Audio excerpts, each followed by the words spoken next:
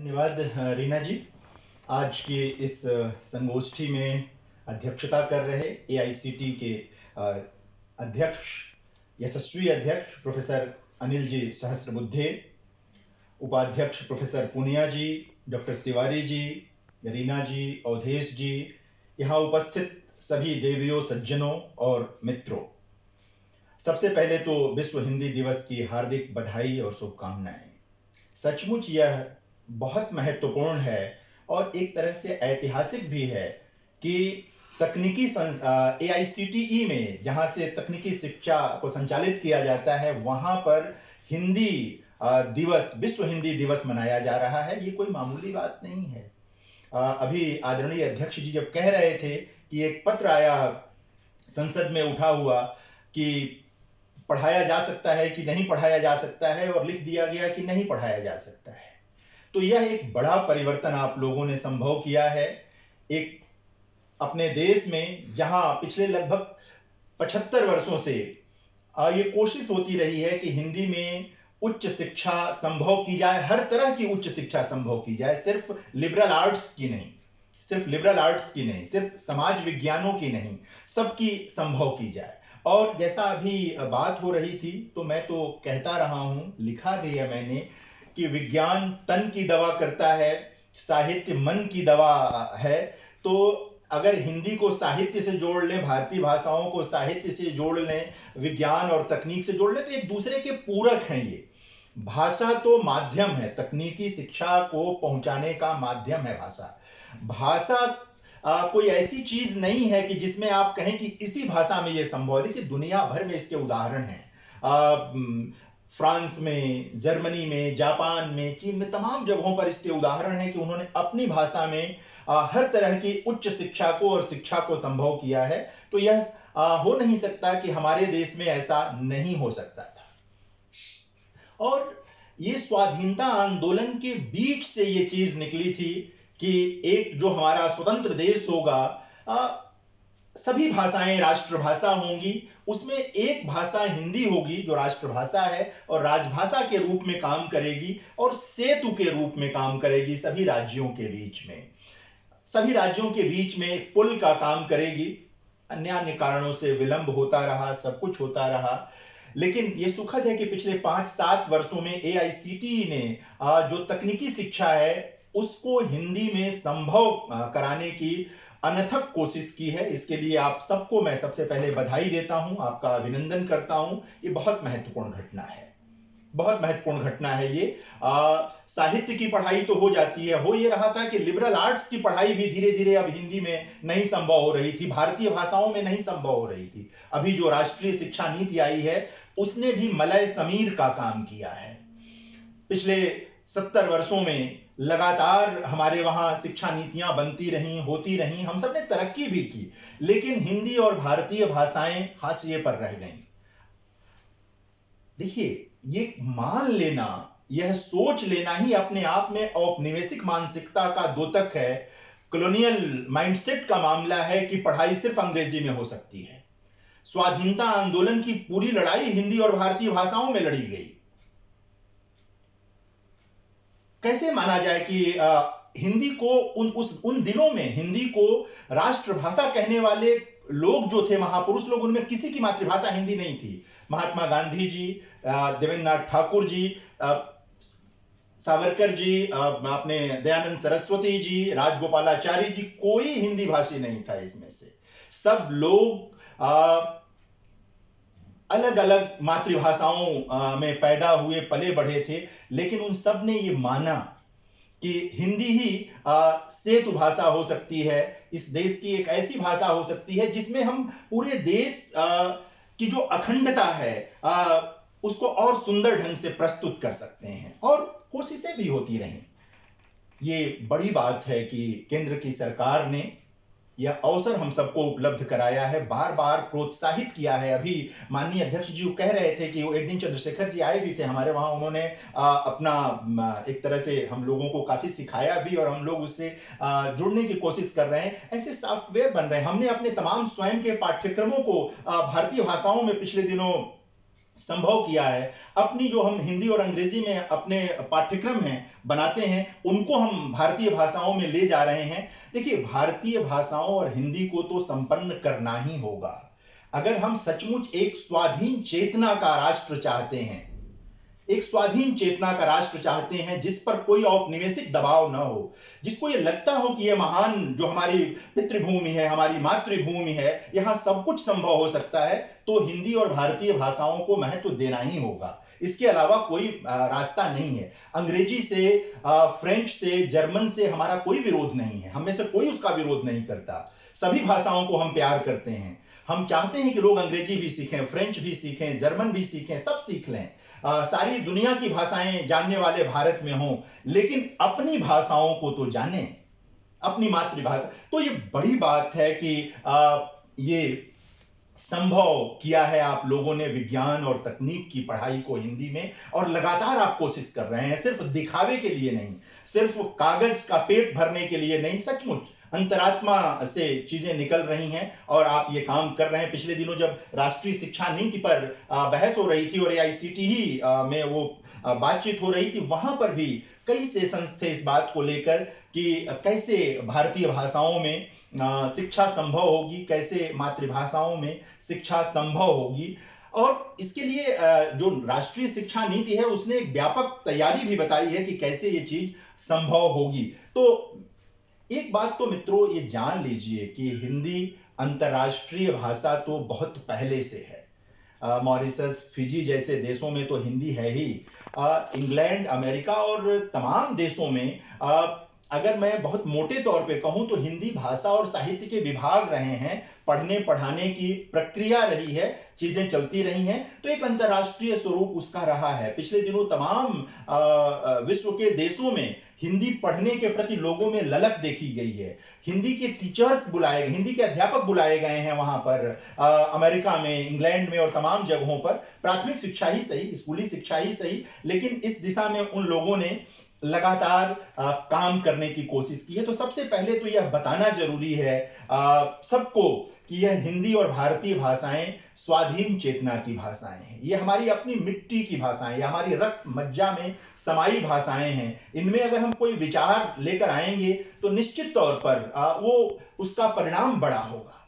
अंग्रेजी या दूसरी भाषाएं तो सीखने में बहुत वक्त लग जाता है, मातृभाषा तो हम लेकर पैदा होते हैं।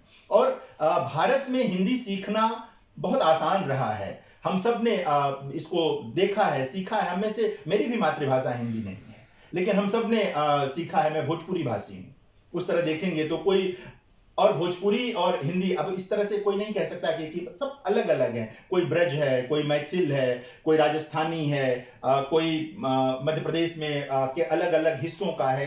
तमाम लोग हैं, लेकिन हिंदी जोड़ती है, हिंदी जोड़ने वाली भाषा रही है। तो पहली बात तो यही कि हिंदी पर बल समय की मांग है, राष्ट्र की मांग है, राष्ट्र के विकास की मांग है।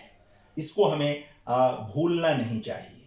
सभी भाषाओं पर जाइए, लेकिन हिंदी की ओर आइए और देखिए ना, आप लोगों ने थोड़ी सी कोशिश की है और पठन पाठन शुरू हो गया है। कमी सिर्फ एक जगह थी जिस ओर आप लोग कोशिश कर रहे हैं, किताबें नहीं हैं। किताबें नहीं है, यानी पढ़ने की छूट है, परीक्षा देने की छूट है, किताबें तो चाहिए।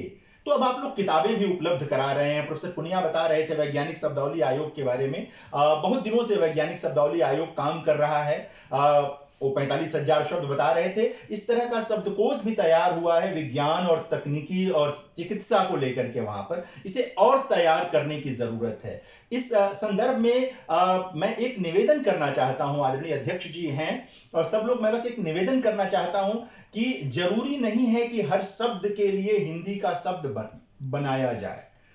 जर्मन में, फ्रेंच में, अंग्रेजी में, जहां पर भी वो शोध हुआ है और अगर कोई तकनीकी शब्द आया है तो उसको उसी रूप में स्वीकार किया जा सकता है, उसको देवनागरी में लिखा जा सकता है और उसकी व्याख्या की जा सकती है।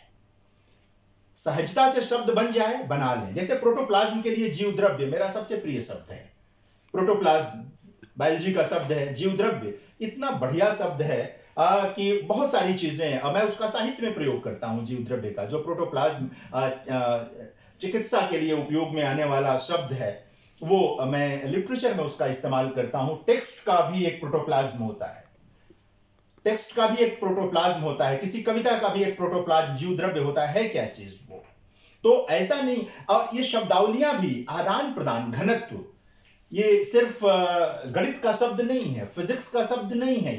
ये साहित्य में भी प्रयुक्त होने वाला शब्द है, ये इतिहास में भी प्रयुक्त होने वाला शब्द है। ये आप राजसत्ता का घनत्व, वर्तमान लोकतंत्र पर बात करें, उसके आयतन की बात कर सकते हैं आप, उसके घनत्व की बात कर सकते हैं आप। डेंसिटी है ना, डेमोक्रेसी की भी डेंसिटी होती है। तो शब्द जो होते हैं वो कैसे एक जगह से निकलकर दूसरी जगह चले जाते हैं और अपनी परिधि जो है वो बना लेते हैं, बड़ा कर लेते हैं। इससे भी सीखा जा सकता है। यानी कि विज्ञान के लिए जब शब्द बनेंगे, जैसे भी जिस भी रूप में बनेंगे, जरूरी नहीं कि एकदम मतलब बहुत उसको कठिन ही बनाया जाए। आम फहम बोलचाल की जो हिंदी और भारतीय भाषाओं में जो बोलचाल की शब्दावली है, उसमें भी तकनीकी शब्दावली का विकास किया जा सकता है। बशर्ते थोड़ी मेहनत करनी पड़ेगी, उसके लिए कोशिश करने की जरूरत है। हिंदी का जो विश्व है वो बड़ा है, उस विश्व को और समृद्ध करने के लिए जरूरी है कि हम दुनिया भर के जो शब्दावली आ रही है उसको ले। एक बात और याद रखें, भारतीय भाषाओं से हिंदी ने बहुत सारे शब्द लिए हैं और इसको लगातार बढ़ाने की जरूरत है।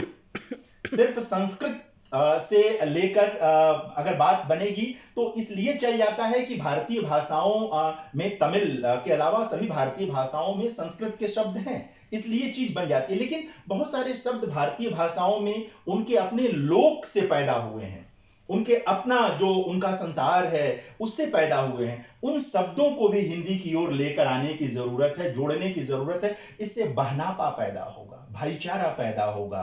कहीं जो मन में हिंदी को लेकर कहीं भी कोई अगर भाव होगा तो वो दूर हो जाएगा। जैसे ही कोई शब्द सुनेगा और वो लगेगा कि तो मलयालम में भी इसी अर्थ में होता है, ये तो तमिल में भी इसी अर्थ में होता है, या तेलुगु में भी होता है, मराठी में भी होता है, गुजराती में भी होता है, तो वो तुरंत उससे अपने को संबद्ध पा लेता है। तो हिंदी का विश्व जो है उसे और उदार बनाने की जरूरत है। उदार तो है वो, और उदारता इसी प्रकार के विस्तार से बनेगी।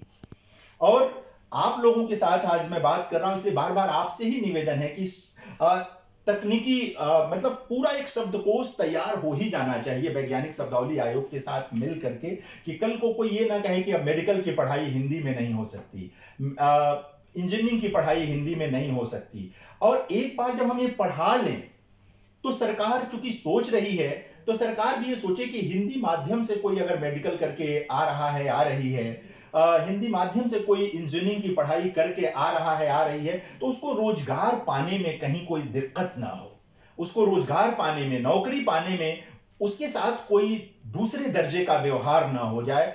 इसको भी हमें ही आश्वस्त करना होगा।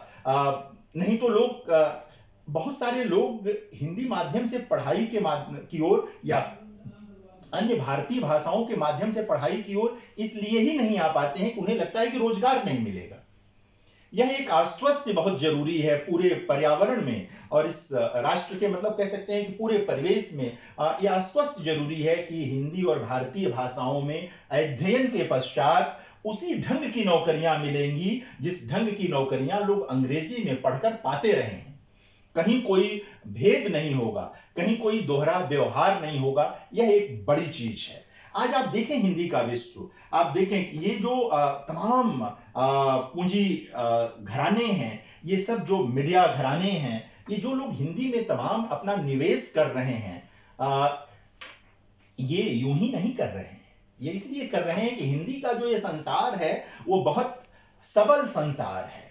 ये हिंदी का जो विश्व है वो बहुत सबल विश्व है, इसलिए वो निवेश कर रहे हैं। हमें इस चीज को पहचानने की जरूरत है और इसका सही सदुपयोग करने की जरूरत है कि कैसे ये हिंदी के लिए एक बड़ा बाजार, अखबार, पत्रिकाएं, मीडिया के चैनल्स और तमाम तरह की चीजें हिंदी में उपलब्ध हो रही हैं।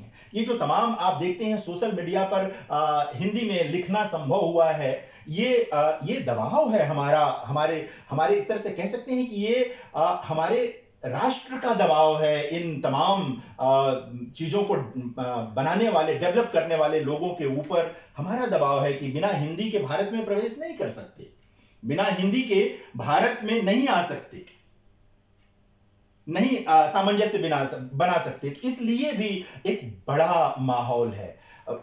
हिंदी में पढ़कर रोजगार के और भी बहुत सारे अवसर रहे हैं, तकनीकी शिक्षा के अलावा लोग पाते रहे हैं, अवसर पाते रहे हैं, और बहुत अपने को सिद्ध भी किया है लोगों ने, हिंदी में भी पढ़ करके, भारतीय भाषाओं में भी पढ़ करके। तो यह दूसरी चीज की एक बड़ा विश्व है हिंदी का, कहीं इसमें कोई दुविधा की चीज नहीं है।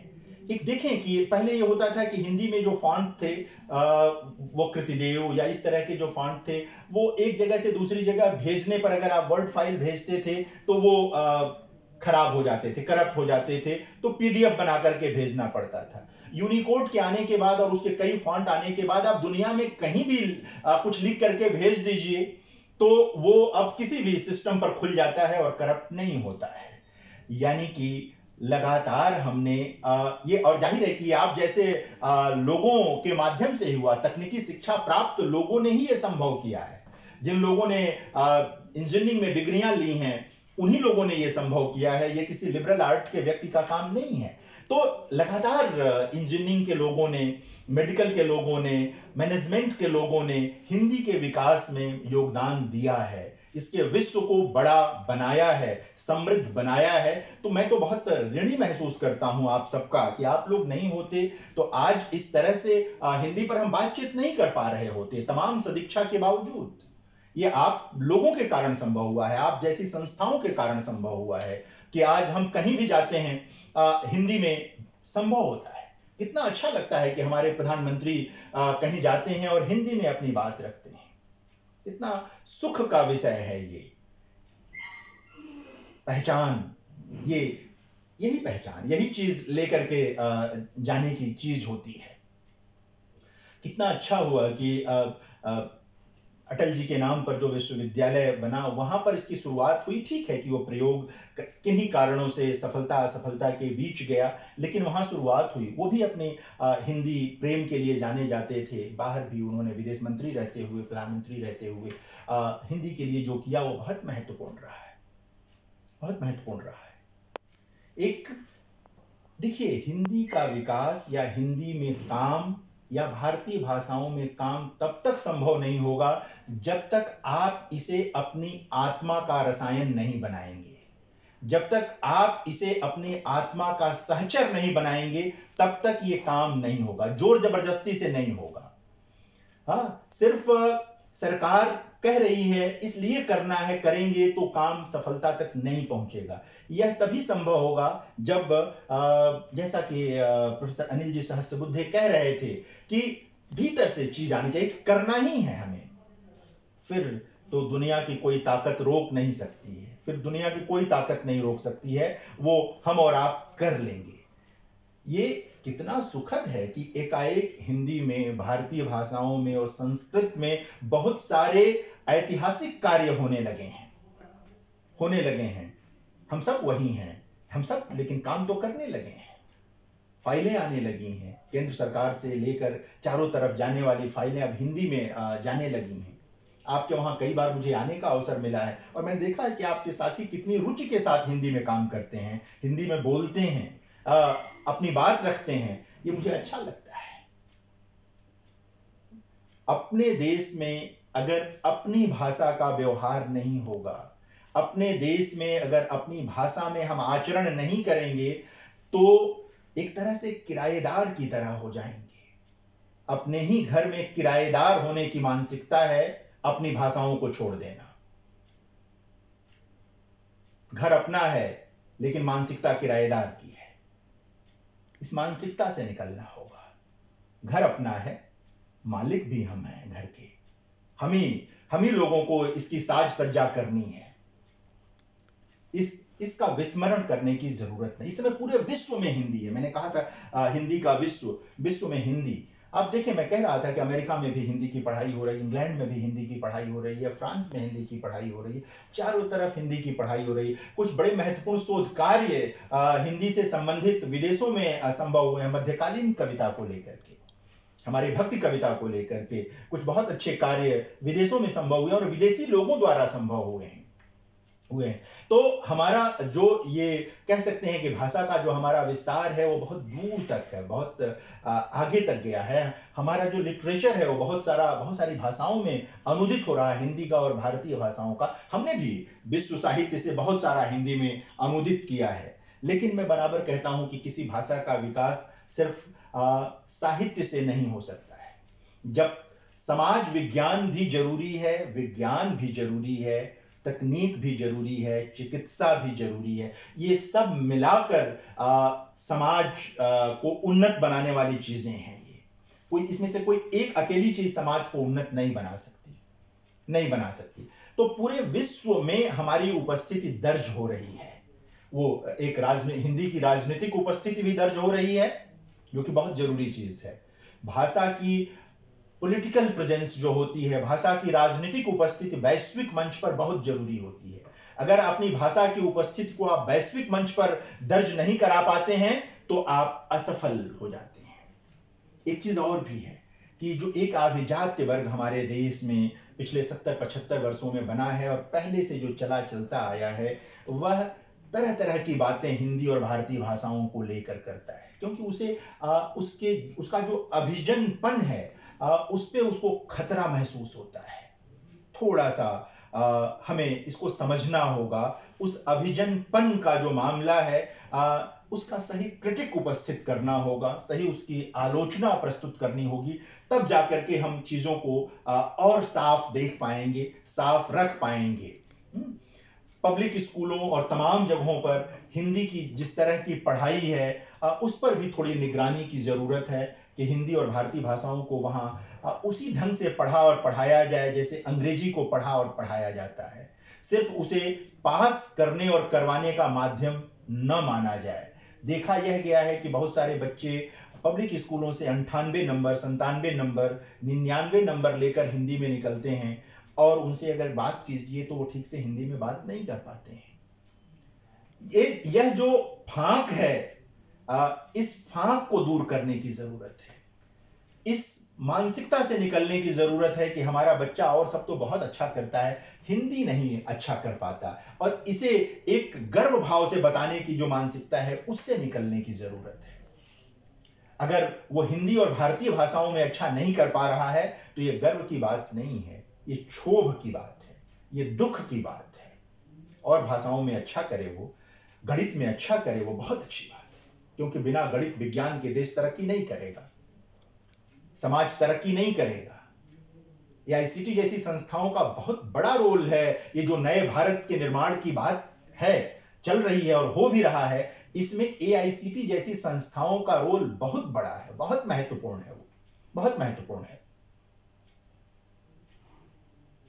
तो विश्व में हिंदी जो है वो उपस्थित हो रही है, उसकी पॉलिटिकल उपस्थिति भी है, उसकी वैज्ञानिक उपस्थिति आप लोगों द्वारा संभव होगी। जब ये कहा जाएगा कि यह शोध मूल रूप से हिंदी में किया गया, यह शोध पत्र मूल रूप से हिंदी में लिखा गया, यह इसका अनुवाद है जो अंग्रेजी, फ्रेंच, जर्मन में छप रहा है, इस तरह की चीज आनी चाहिए।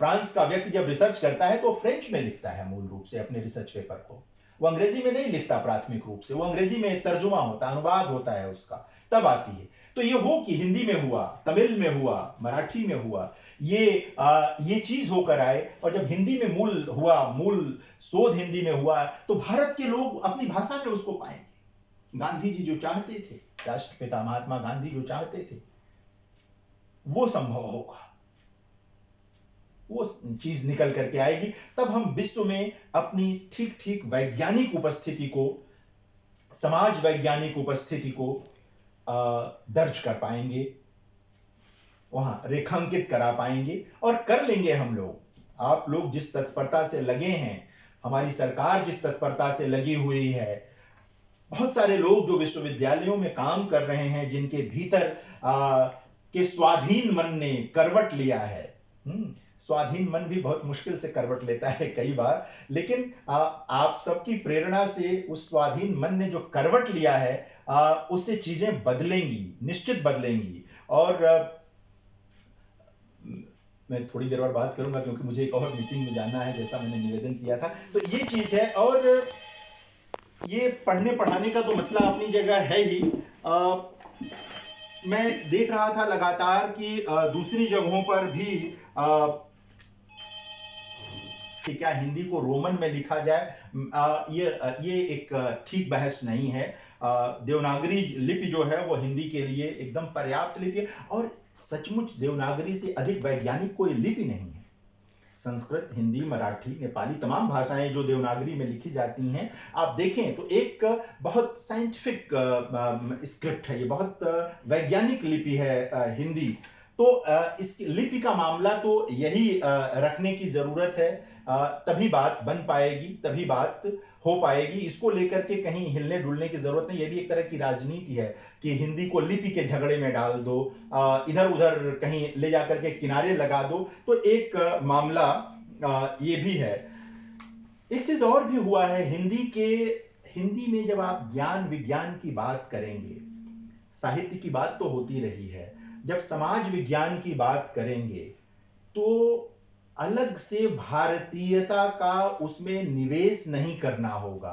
वह भारतीयता अपने आप उसमें घुली हुई जाएगी। यानी कि भारत में उपजा ज्ञान और विज्ञान जब भारत से बाहर जाएगा तो वह अपनी भारतीयता के साथ जाएगा, वह उस पूरी संस्कृति के साथ जाएगा जो मनुष्य मात्र के कल्याण की संस्कृति है। जो वसुधैव कुटुंबकम की अवधारणा जब हमने दी थी, यह तो भूमंडलीकरण के बाद पूरी दुनिया एक गांव बन गई है। भूमंडलीकरण आया और पूरी दुनिया गांव बन गई। हमने तो बहुत पहले हमारे पूर्वजों ने, ऋषियों ने कहा वसुधैव कुटुंबकम, यह पूरी पृथ्वी जो है वो एक परिवार है, गांव भी नहीं, एक परिवार है। एक ही सूर्य की असंख्य किरणें हैं। यह जो अनेकता में एकता नहीं, एकता से निकली हुई अनेकता का मामला है। चीजों को इस तरह समझने की जरूरत है। अलग से ये एक तरह की उदारता है, एक तरह की उदारता है जहां पर चीजें चारों तरफ निकलती चली जाती हैं, विस्तृत होती चली जाती हैं। तो ये हिंदी के साथ भी है, भारतीय भाषाओं के साथ भी है। इसको समझने की जरूरत है कि हिंदी और भारतीय भाषाएं भारतीयता का वाहक हैं, भारतीय संस्कृति की वाहक हैं, भारतीय चेतना का वाहक हैं, क्योंकि वो रक्त मज्जा में समाई हैं। हमारे पूर्वज जो सोचते थे वह बिना किसी प्रयास के हमारी रक्त मज्जा में आया है। अलग से हमें रटना नहीं पड़ा उसे, अलग से किसी ने हमें सिखाया नहीं उसे। वह हमारे आचरण का हिस्सा है, वह हमारे विज्ञान का हिस्सा बन जाएगा, वह हमारी टेक्नोलॉजी का हिस्सा बन जाएगा, वह हमारी चिकित्सा पद्धति का हिस्सा बन जाएगा। तो निश्चित तौर पर विश्व में हिंदी की और भारत की उपस्थिति के अनेक और बेहतर अर्थ निकलेंगे, चीजें बनेंगी। मित्रों, बहुत सारी बातें हैं मेरे पास कहने के लिए, और